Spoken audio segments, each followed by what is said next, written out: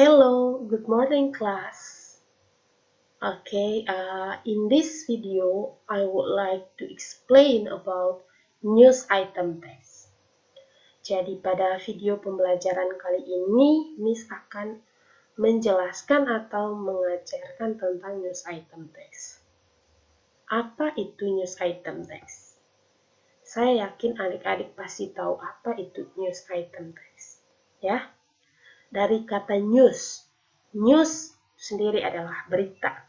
Jadi, hampir setiap hari atau bahkan setiap hari kita selalu mendengarkan berita, baik itu melalui siaran dari televisi, atau mungkin dari koran, atau majalah, atau dari radio. Untuk lebih jelasnya, silakan simak penjelasan Miss dengan baik ya. Langsung saja. Yang pertama, what is news item text? Jadi apa itu teks news item? News item text is a text which inform readers about events of the day. The events are considered newsworthy or important. Jadi, news item text ini adalah sebuah teks yang memberikan suatu informasi hangat kepada para pembaca. Dengan pertimbangan bahwa berita tersebut layak dan penting, atau berita terkini. Kemudian, the purpose of the text. Tujuan dari teks news item itu apa? Jadi, the purpose of news item text is to inform the readers or listeners or viewers about events of the day that are considered newsworthy or important. Jadi, tujuan dari teks news item itu adalah untuk memberikan informasi kepada pembaca atau pemirsa tentang kejadian atau peristiwa sehari-hari yang layak untuk diberitakan atau penting. Kemudian, kejadian yang diberitakan biasanya adalah kejadian atau peristiwa terbaru. Kemudian, the generic structure of the text. Apa saja sih struktur umum dari atau generic structure dari teks news item yang membedakan dia dengan teks-teks yang lain. Yang pertama adalah newsworthy event atau peristiwa penting yang diberitakan. Peristiwa yang dimaksud adalah harus penting, terkini, dan teraktual. Jadi newsworthy events ini dia biasanya terdapat pada awal paragraf dan biasanya ditulis dalam bentuk ringkasan atau summary. Kemudian yang kedua adalah elaboration. Jadi dia mencakup background, participant, time, and places. Jadi pada bagian ini dia menceritakan latar belakang peristiwa atau kejadian yang mencakup waktu terjadinya peristiwa, when the event occurred, kemudian tempat terjadinya peristiwa, atau where the event occurred, dan orang-orang atau the participants yang terlibat dalam peristiwa tersebut.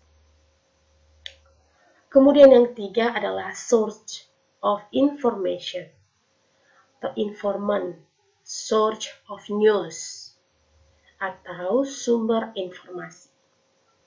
Jadi pada bagian source of information ini dia menjelaskan dari mana atau asal sumber pemberitaan peristiwa ini. Kemudian apakah ada saksi matanya atau witness, atau mungkin ada pendapat dari para ahli atau opinion of the experts. Kemudian dominant language features. Jadi tata bahasa yang sering atau biasanya ada dalam teks news item ini. Apa saja? Jadi yang pertama ada short telegraphic information about story capture in headline. Atau headline atau judul berita sebaiknya singkat, padat, dan merangkum apa yang terjadi dalam satu phrase. Nah, selain itu, headline juga menggunakan kata-kata yang menarik pembacanya. Kemudian yang berikut, focusing on circumstances, atau memfokuskan pada menceritakan kejadian. Kemudian, using action words, atau kata kerja aksi yang menunjukkan tindakan. Misalnya, go, walk, eat, ride, drive, run, and so on. Kemudian using saying word atau kata kerja yang berupa penyampaian informasi. Example, said, told, informed, reported, dan lain sebagainya yang biasanya digunakan ketika ada narasumber atau source yang berbicara. Kemudian, using passive voice atau menggunakan kalimat pasif. Jadi, kalimat pasif atau passive voice adalah kalimat yang lebih menekankan proses terjadinya sesuatu dalam kalimat daripada fokus ke subjek kalimat. Jadi, saya yakin kalian sudah pernah mempelajari tentang passive voice atau kalimat pasif. Kemudian, using past tense atau kalimat lampau, atau kata kerja bentuk kedua, word to. Jadi, juga digunakan untuk menerangkan kejadian berita. Tetapi ingat, jika berisi berita fakta yang masih terjadi sampai sekarang, maka bisa menggunakan simple present tense. Kemudian, using material process to retell the event. Jadi, penggunaan proses material untuk menceritakan kembali kejadian tersebut secara runtut. Kemudian, use adverbs of manner atau bagaimana sesuatu dilakukan. Apakah sesuatu itu dilakukan dengan happily, joyfully, slowly, fast, dan lain sebagainya. Kemudian, use adverbs of time and place. Jadi, dia juga menggunakan kata keterangan waktu dan tempat. Misalnya, one day after the lesson, in the classroom, dan lain sebagainya. Kemudian, use conjunction to link sentences. Jadi, menggunakan kata sambung untuk menghubungkan kalimat-kalimat. Misalnya, and, but, so, because, for, or, dan lain sebagainya. Kemudian dia juga menggunakan use direct speech and indirect speech. Kalimat langsung dan kalimat tidak langsung. Kalimat langsung atau direct speech adalah kalimat yang merupakan hasil kutipan dari seseorang yang persis seperti yang dia katakan. Contoh, Revalina said, Indonesia is going to hold MotoGP session in Mandalika next year. Kemudian, indirect speech atau kalimat tidak langsung adalah kalimat yang mengutarakan kembali isi atau pokok perkataan atau ucapan yang pernah disampaikan seseorang tanpa perlu mengutip keseluruhan. Misalnya, Revalina said that Indonesia would hold MotoGP session in Mandalika the previous year. Kemudian ini adalah salah satu contoh yang Miss ambil tentang news item text. Jadi di sini sudah ada generic structure dari news item text. Judulnya atau headline-nya 7 killed in accident on Jalan Sultan. Jadi 7 orang tewas pada kecelakaan di Jalan Sultan. Nah, dari headline atau judulnya ini kita bisa lihat bahwa ini adalah sebuah kalimat pasif. Nah, let's continue the generic structure. Yang pertama adalah newsworthy event. 7 people were killed in a collision between a bus, a car, and a truck at 10:35 p.m. on Jalan Sultan last night. Jadi, 7 orang tewas pada sebuah tabrakan antara sebuah bus, sebuah mobil, dan sebuah truk pada pukul 10.35 tadi malam di Jalan Sultan. Kemudian, background event. Ya. The dead were all passengers in the car. Police believe the car may have been trying to overtake the bus when it was struck by a truck coming from the opposite direction.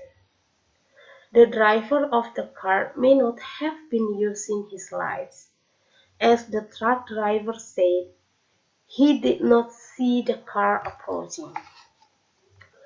Jadi kita bisa lihat di sini semua yang meninggal adalah penumpang mobil. Polisi meyakini kemungkinan mobil tersebut berusaha mendahului bus ketika ditabrak truk yang datang dari arah berlawanan. Pengemudi kemungkinan tidak menggunakan lampu karena pengemudi truk mengatakan bahwa dia tidak melihat mobil yang melaju ke arahnya. Jadi pada background event ini dijelaskan atau dielaborasi dari kalimat yang ada pada newsworthy event.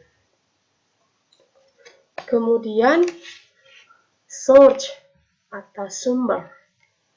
The police said the car should not have been trying to pass the bus, since overtaking is not allowed on Jalan Sultan. In addition, the police reported that the car, a small Japanese car, should not have been carrying more than 5 people.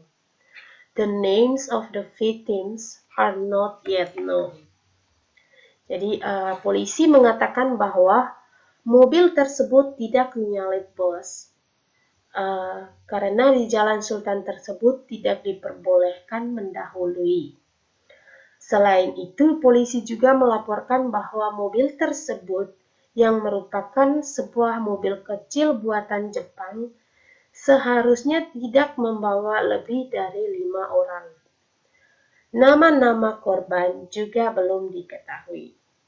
Nah, jadi pada bagian source atau sumber di sini dijelaskan siapa-siapa saja yang menjadi korban dari kecelakaan itu. Jadi pada bagian source ini atau sumber dijelaskan siapa yang menjadi sumber yang mengkonfirmasi tentang berita tersebut. Dalam hal ini, source atau sumbernya adalah the police atau polisi. Kemudian, sorry ya, videonya tadi tidak cukup. Durasinya maksimal hanya 15 menit. Jadi Miss tidak sempat menjelaskan tugasnya ini seperti apa. Oke, sekarang Miss jelaskan dari awal lagi ya. Jadi ini adalah sebuah contoh text news item. Ya, dari teks ini itu belum dijelaskan, belum ditulis judul atau headline-nya ini apa. Ya. Kemudian tugasnya adalah yang pertama, identify the social function, generic structure, and language features of the text. Jadi silakan teman-teman identifikasikan the social function dari teks ini ya berdasarkan teks news item yang sudah Miss berikan. Kemudian silakan jelaskan, identifikasikan general structure-nya apa saja. Buat seperti yang Miss jelaskan tadi ya, seperti ini ya. Jadi ditulis newsworthy event-nya seperti apa, yang bagian mana, pada paragraf keberapa, kemudian background event-nya yang seperti apa, kemudian source-nya, kemudian identifying the language features. Jadi apa language feature apa saja yang ada di dalam teks ini. Kemudian give the appropriate headline ya. Silahkan berikan judul untuk teks ini. Kemudian ya itu saja. Tugasnya itu saja. Silakan kerjakan soal ini dengan baik dan benar. Silakan kalau mau didiskusikan dengan teman-teman yang lain, saling bertukar pikiran, silahkan. Ya. Okay, I think enough for today. Thank you for your participant. Silakan pelajari materi yang sudah Miss jelaskan ini dengan baik. Okay. Itu saja. See you next week. Goodbye.